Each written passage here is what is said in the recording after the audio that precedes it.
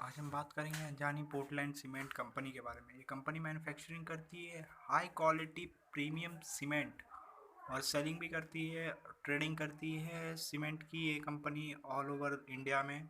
और भी जान लेते हैं कंपनी के बारे में। कंपनी का मार्केट कैप 991 करोड़ का है। करेंट प्राइस जो चल रहा है एक शेयर का मार्केट में वो 392 रुपीज़ का है। पीई कंपनी का 11.1 का है। बुक वैल्यू कंपनी ने इस साल जनरेट किया 137 रुपीज़ का। आरओसी कंपनी का 32.7% का है। आरओई कंपनी का 27.4% का है। डेप्ट टू इक्विटी देख सकते हो आप 0.01 है। कोई ज़्यादा डेप्थ है ही नहीं कंपनी के ऊपर। प्रॉफिट आफ्टर टैक्स कंपनी ने इस साल जनरेट किया लगभग 88.9 करोड़ रुपीज़ का। अर्निंग पर शेयर कंपनी ने इस साल जनरेट किया लगभग 35.2 रुपीज़ का। कंपनी के ऊपर शॉर्ट और लॉन्ग टर्म डेप्थ दोनों मिला के 2.80 करोड़ रुपीज़ होता है। कंपनी के पास कैश और बैंक बैलेंस जिसको हम लोग कैश इक्विवेलेंट बोलते हैं, कंपनी के पास 186 करोड़ रुपीज़ का है।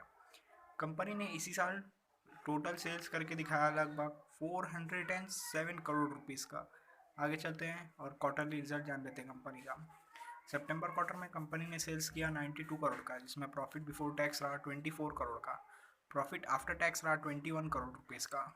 अर्निंग पर शेयर रहा 8.14 रुपीज़ का। दिसंबर क्वार्टर में कंपनी ने सेल्स किया 104 करोड़ का, जिसमें प्रॉफिट बिफोर टैक्स रहा 26 करोड़ का। प्रॉफिट आफ्टर टैक्स रहा 21 करोड़ का।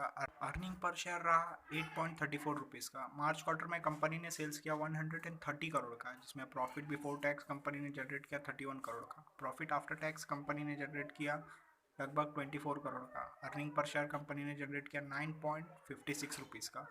जून क्वार्टर में कंपनी ने सेल्स किया 122 करोड़ का, जिसमें प्रॉफिट बिफोर टैक्स कंपनी ने जनरेट किया 31 करोड़ रुपीज़ का। प्रॉफिट आफ्टर टैक्स कंपनी ने जनरेट किया लगभग 23 करोड़ रुपीज़ का। अर्निंग पर शेयर कंपनी ने जनरेट किया फर्स्ट क्वार्टर में 2021 के लगभग 9.12 रुपीज़ का। अच्छा खासा कंपनी सेल्स कर रही है, प्रॉफिट जनरेट कर रही है, अर्निंग पर शेयर भी जनरेट कर रही है। प्रॉफिट एंड लॉस स्टेटमेंट जान लेते हैं कंपनी का। 2018 में कंपनी ने सेल्स किया 360 करोड़ का, जिसमें प्रॉफिट बिफोर टैक्स रहा 36 करोड़ का। प्रॉफिट आफ्टर टैक्स रहा 23 करोड़ का। अर्निंग पर शेयर रहा 9.27 रुपीज़ का। 2019 में कंपनी ने सेल्स किया 497 करोड़ का, जिसमें प्रॉफिट बिफोर टैक्स रहा 37 करोड़ का। प्रॉफिट आफ्टर टैक्स रहा 23 करोड़ का। अर्निंग पर शेयर रहा 9.16 रुपीज़ का।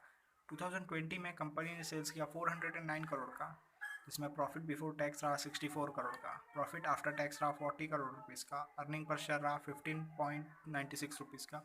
2021 में कंपनी ने सेल्स किया 407 करोड़ रुपीज़, जिसमें प्रॉफिट बिफोर टैक्स कंपनी ने जनरेट किया लगभग 102 करोड़ रुपीज़ का। प्रॉफिट आफ्टर टैक्स कंपनी ने जनरेट किया लगभग 85 करोड़ रुपीज़ का।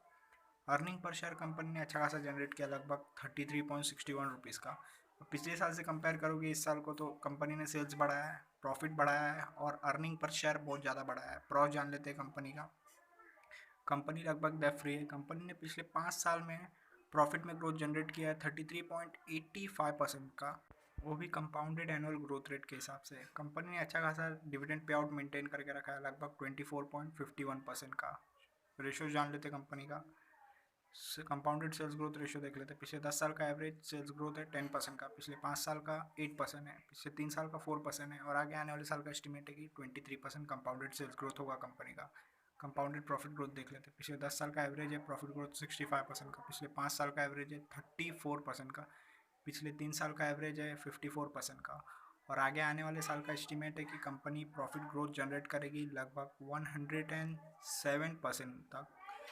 स्टॉक का प्राइस कैसे मूव किया वो भी देख लेते हैं। पिछले 10 साल में एवरेज 32% के हिसाब से मूव किया, पिछले 5 साल में एवरेज 19% के हिसाब से मूव किया, पिछले 3 साल में एवरेज 48% के हिसाब से मूव किया। पिछले साल कंपनी का शेयर का प्राइस बढ़ गया 110%।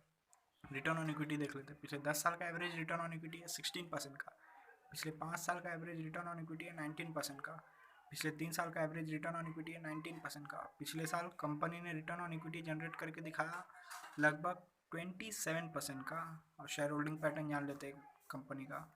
मार्च क्वार्टर में प्रोमोटर्स का होल्डिंग था 75% का, जो कि जून क्वार्टर में कोई बदलाव नहीं हुआ, उतने का उतना ही रहा। फॉरेन इन्वेस्टर का होल्डिंग था मार्च में 0.02% का, जो कि जून क्वार्टर में बढ़ के 0.08% हो गया। इंस्टीट्यूट का होल्डिंग था मार्च क्वार्टर में 0.13% का, जो कि जून क्वार्टर में कोई बदलाव नहीं हुआ, उतने का उतना ही रहा। पब्लिक होल्डिंग था मार्च में 24.85% का, जो कि जून क्वार्टर में घट के 24.79% रह गया। अभी तक गवर्नमेंट ने इन्वेस्ट नहीं किया है कंपनी में।